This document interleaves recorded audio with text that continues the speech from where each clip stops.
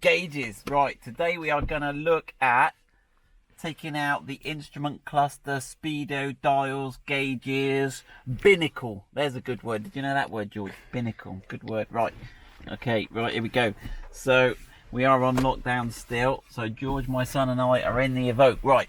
So let's have a look. So George is going to lean over a bit and hopefully we'll work out how to get this. Right, first thing.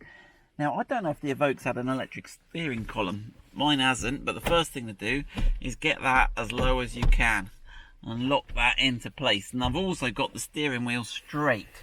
You want it as straight as you can get it. Right, now the first thing, let's have a look. There's several bits to this. Basically, I'll run through. So there's the plastic bit here.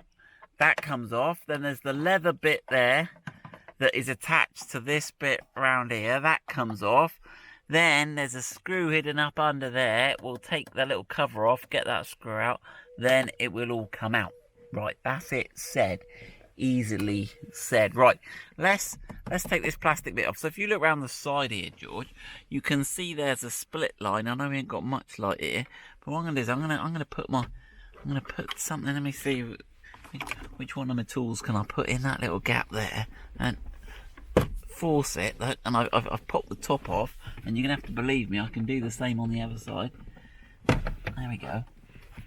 Right, no screws on it, that just pops off. Okay, now that may or may not, oh, that'll be alright now. Right, okay, back on this side. Right, now this panel down the side that is not pushed in as well as it should be, that's it'll be a little bit tighter on yours. You've got to try and get something in behind here, right, which mine looks easy because he's been off, because I've tried to work this out. Right, and what you're going to have to do is get that and then get up here and try and pop this out. And it won't come out as easily as mine, not the first time you do it. Right, I'll do the same on the other side. I'm going to get in under the bottom, in up there, and do that. Right, now what you need to do is we need to pull this whole assembly, and it joins up here. We need to pull this towards me because there's two clips going in there and two clips going in there. So do one side at a time. There, that's that side off. And then what I'm doing is if you watch where my thumb is, I'm putting my thumb under here, George. Can you see under here, around the side? Yeah. Yeah, and then. Ugh. Right, now that's that off. Now I should be able to sort of weave this out now. Right, here we go. It was a bit of a. Now, let's have a go.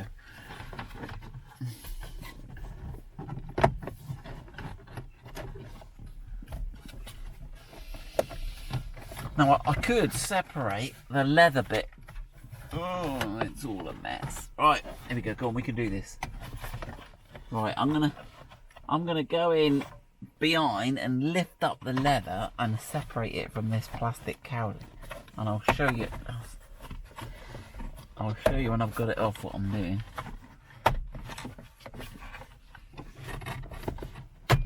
Right, here we go. Now we can move. I'll just turn the main beam on. Right, so here we go. So let's have a look what was holding all that on.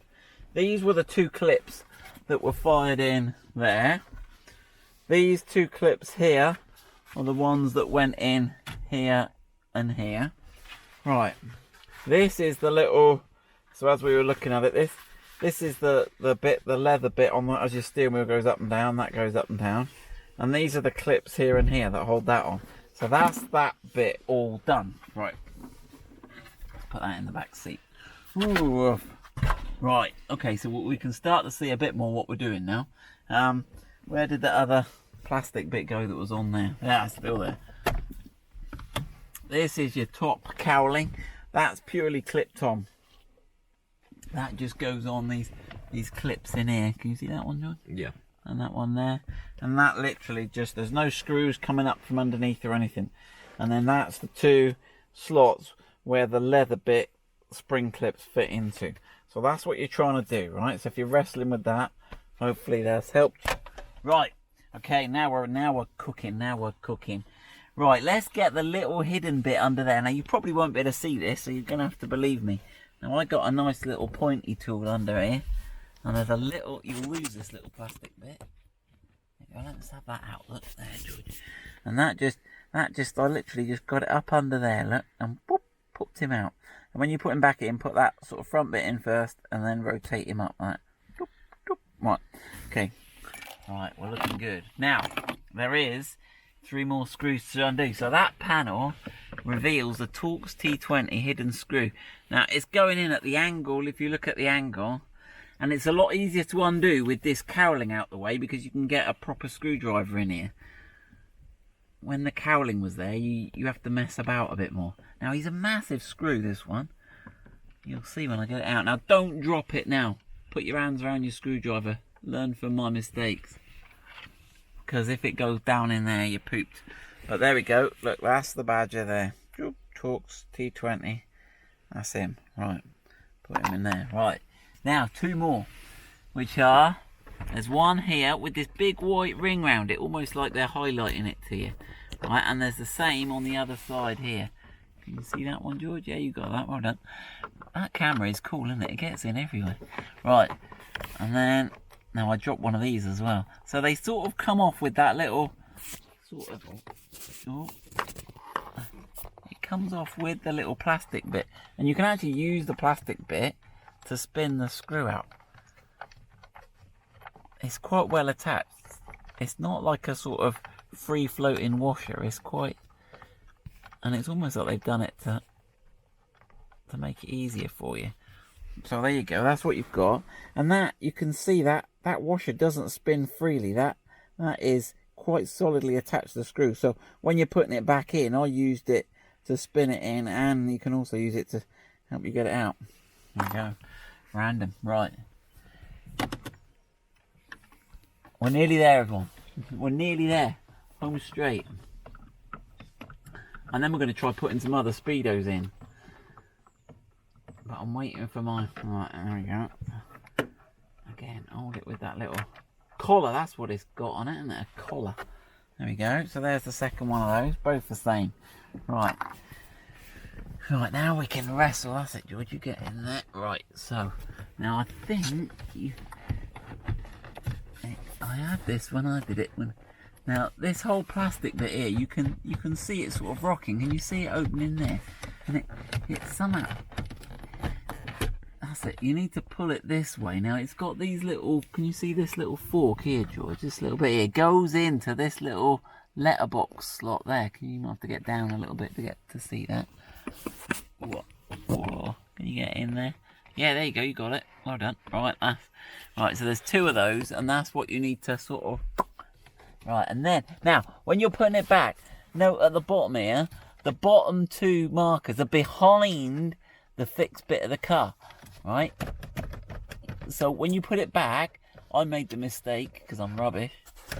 I tried to put it back with them in front like that there. You probably can't see, it's all a lot of black on black, but make sure you get those bottom ones behind the supports in the car, otherwise it ain't going to go back and you'll be right. Now you can't pull it out too far yet because you've got a cable on the back. Now let me have a look if I can get the cable to a point where we can see it. Yeah, we can. Look, we're getting there. I'm going to try and wiggle it. Now I can do it by hand. That's it. If I push that hand in, and that right. Now what you've got here is you've got a little tab. Now I'll try and do this. Now, but you've got a little tab right at the back, and then you press it in. Right, then you've got this little arm that, and he swings round. Whoop. Right, we'll try and get a look at that in a minute when he's out, and then he just falls out, and then by hook or by crook you can get him out. Careful not to scratch anything. Right, notice that, look, and then he goes out that way. Right, let's have a look at that connector that I was messing about with. So when he's in, he's like that. And what you got to do is you got to press this little bit here in to release. I'm trying to do it without getting in the way too much. There you go, and it releases that, and that comes over. So you see how it clips it there? You just release that, and then that comes over, and then it sort of ejects it. And then when you go back in, you'll push in and you'll rock that round and it'll grip it back. So there we go. So that's it. Right, here we go. So there's the Speedo cluster, all there, all good. Right, there's the 2 bottom mounts. There's the thing on the back. Right, now what's interesting was I grabbed one out of the Range Rover Sport. Right, now here's one out the Range Rover Sport. Now what? Oh, look at this. Right, and spot the difference. Look the same, doesn't it, George? Yeah. And the bottom mounting points, whoa, the bottom mounting points look pretty much the same, look. Right, but the top is different. And if you look at it side on, you can see that it's just the cowling is different. You go, and that's it. And I thought, I wonder if the sport ones will go. Should we just plug them in and see? So this is the sport one at the bottom here. Now I guess if it did go, I could probably separate these because it's sandwiched together. We can see here, so I could probably take this front cowling off the rear body, and it might work. But here's the rub. Well, I've tried this already and it doesn't work, but we'll try it again just for fun. Now I think they need to be coded to your car. But it's quite interesting, so let's have a go. So we won't plug it in, we won't fit it fully, we'll just get it enough so we can get this connector in. Right, now there's all sorts of stories online about these things, so it's quite fascinating. Some people say if you plug a Speedo in, now my car's only done 20,000 miles, they say if you plug a Speedo that's done 70,000 in, your car will then be on 70,000 even if you put your original Speedo back in. Poop, George has got a look of shock and horror. Right, so there you go, that's in. Right, there you go, just rest those there.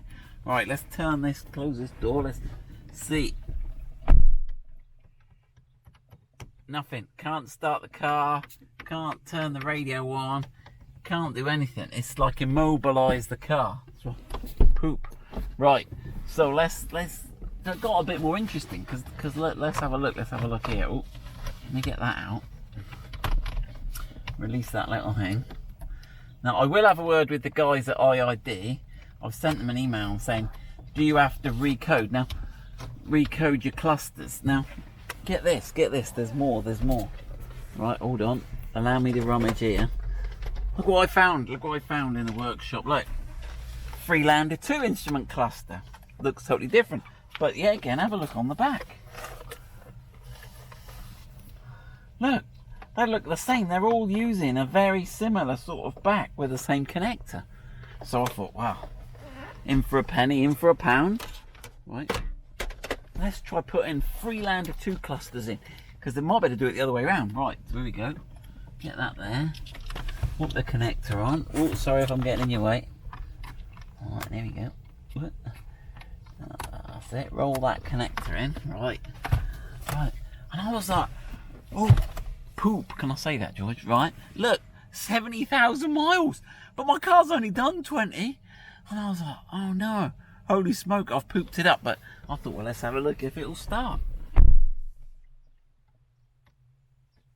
Now I've got a screen up now, which is more than I've got radio. I've got all this, but it's not letting me start. So it's happier with the Freelander 2 ones. What I'll have to try and do is, I'll do another video, I'll try and get some Evoque ones with the same part number and see if the Evoque one powers up, although I'm worried my mileage is going to go to 70,000 on my mint 20,000 miler. So let me just show you, let me just prove that to you then. Let me just take this off again. Right, take that off. Interestingly, the radio stayed on. Right, let's put the originals back in. I can't remember which the original one is now. Right. Right, here we go. I'm just going to put it in quickly. On the back there. Oh, I'm trying to do that. Oh, look at that. Done it, man. Right. Oh no, it's having kittens. Did you see that, George? How about good on the miles? Right, are we good on the miles? Yeah, we're back to 20,000 miles. Alright, let's see if it'll start now. Oh, we're back. Phew. Right, we'll put that all back together. I hope you've enjoyed our little misadventure. I'll try and get some Speedo clocks because I'm still not sure. Are they coded to the car or not? Is the mileage stored in here or is it stored in... On the big Range Rovers, they said it was stored in the lighting control module. But yeah, just for the proof, if I ever sell my car, look, honestly, before I messed around with it, it had 20,000 miles on. Right, hope you enjoyed that.